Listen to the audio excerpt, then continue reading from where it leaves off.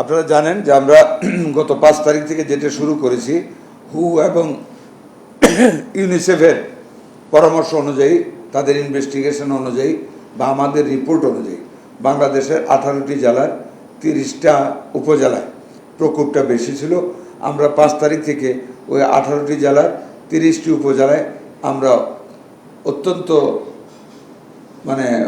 পুরো গতিতে বিচক্ষণতার সাথে আমাদের কর্মী নিয়োগ করে আমরা ওই মিজেলসের টিকা দেওয়া শুরু করেছি এবং কার্যক্রম চলছে। গত 12 তারিখ থেকে আমরা ঢাকা সিটি কর্পোরেশন 2টা, ময়মনসিংহ সিটি কর্পোরেশন এবং বরিশাল সিটি কর্পোরেশনগুলিতে মিজেলসের টিকাদান কর্মসূচি শুরু করেছি, চলছে। আপনারা জেনে আনন্দিত হবেন, আমরা তখন আপনাদেরকে বলেছিলাম 3রা মে থেকে সারা বাংলাদেশ ব্যাপী আমরা মিজেলসের টিকা দেওয়া শুরু করব। আমরা এরই মধ্যে সকল টিকা হাতে পাওয়াতে এটাকে আমরা আরও 14 দিনে এগিয়ে এনেছি। 20 তারিখ থেকে আমরা মিজেলসের টিকা সারা বাংলাদেশ ব্যাপী শুরু করতে যাচ্ছি। মাননীয় প্রধানমন্ত্রী 20 তারিখে বগুড়াতে সেই কর্মসূচির উদ্বোধন করবেন। আমাদের সচিব থাকবেন ওখানে, আমাদের স্বাস্থ্য প্রতিমন্ত্রী পাবনাতে উদ্বোধন করবেন। আমি নিজে সকাল 8টায় রূপগঞ্জে আমেরিকান এম্বাসি ডেপুটি অ্যাম্বাসেডার সহ ওইখানে উদ্বোধন করব। 11টায় বাড্ডাতে আমেরিকান অ্যাম্বাসেডার এবং মার্কিন প্রেসিডেন্টের একজন বিশেষ স্টাফ আমাদের সাথে, ডিপ্লোম্যাটিক স্টাফ বাড্ডাতে আমাদের সাথে যোগদান করবেন। আমরা সেখানে থাকব। ডিস্ট্রিক্ট লেভেলে প্রত্যেক সিভিল সার্জনরা কোনো না কোনো স্পটে যাবেন, ইএইচএফরা যাবেন টিকাদান কর্মসূচিতে। আমাদের সচিবালয়ের সকল কর্মকর্তাদের বিভিন্ন স্পট বন্টন করে দেওয়া হয়েছে, ওনারা ওইখানে তদারকি করবেন এবং টিকাদান কর্মসূচি উদ্বোধন করবেন। সাথে ইউনিসেফ, ওয়ার্ল্ড হেলথ অর্গানাইজেশন ওনারাও আমাদের সাথে থাকবেন। বলতে পারেন আগামী 20 তারিখ থেকে একযোগে সারা বাংলাদেশ ব্যাপী ব্যাপক হারে আমরা টিকা কার্যক্রম মিজেলসে আমরা শুরু করতে যাচ্ছি। আপনাদের কাছে থাকা তথ্য অনুযায়ী আসলে কতটি জেলায় হাম সংক্রমণ হয়েছে বা হাম ছড়িয়েছে? 18টি জেলায় তো বললাম, প্রথমে 30টি উপজেলা, তারপরে আরও ধরেন এখন Dhaka is a very densely populated city. বস্তিগুলি আছে অনেক বড় বড়। ঢাকা শহর বর্তমানে এখন গত 7 দিনে আমাদের যেটা, এটা হলো ঢাকা, গ্রেটার ঢাকা, নারায়ণগঞ্জ, ময়মনসিংহ সাভার, গাজীপুর, এই এলাকাগুলিতে হামের একটু বৃদ্ধি দেখা যাচ্ছে। তবে যেই গতিতে হাম বাড়তেছিল ও গতিটা কিন্তু একটু বন্ধ হয়েছে। এখন কোনো দিন স্ট্যাটিক একই পরিস্থিতিতে, কোনো দিন কমতেছে। আমরা আশা করি 20 তারিখের পরে যখন আমরা ম্যাসিভলি টিকাটা সকল জায়গায় দেওয়া শুরু করব, তখন বাইরের ডিস্ট্রিক্ট থেকে যেই রোগীগুলি ঢাকায় আসতেছে এটা কমে যাবে।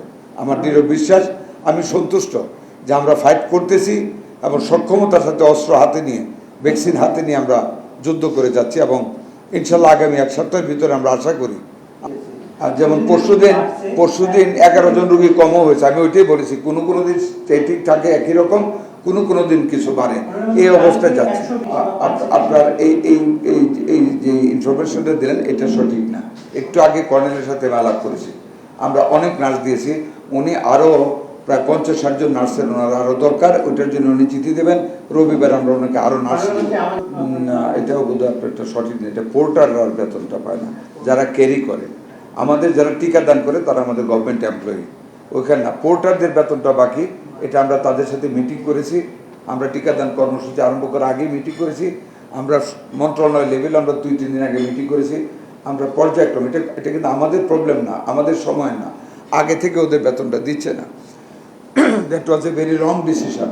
আমরা ওইটাকে আমাদের মন্ত্রণালয়ের ফান্ড থেকে আমরা আগামী সপ্তাহ থেকে আমরা তাদের কিছু করে টাকা দেব। তারা এটা অ্যাকসেপ্ট করেছে আমাদের প্রপোজালটা। ধন্যবাদ আপনাকে। আপনারা জানেন আমরা রাজশাহী উত্তরবঙ্গের জন্য একটা বড় হসপিটাল আমাদের, সেখানে অনেক রোগী আছে। আমরা সেইখানে যখন ক্যাজুয়ালিটি শুনেছি, সাথে আমরা ওইখানে কিন্তু 7টা ভেন্টিলেটর দিয়েছি এবং ওই যে আরেকটা মেশিন যেটা আমাদের ডাক্তার আবিষ্কার করেছেন, একদম স্বল্প লো কস্টে অক্সিজেন ইনফ্লো করার জন্য, ওইগুলো পর্যাপ্ত পরিমাণে দিয়েছি।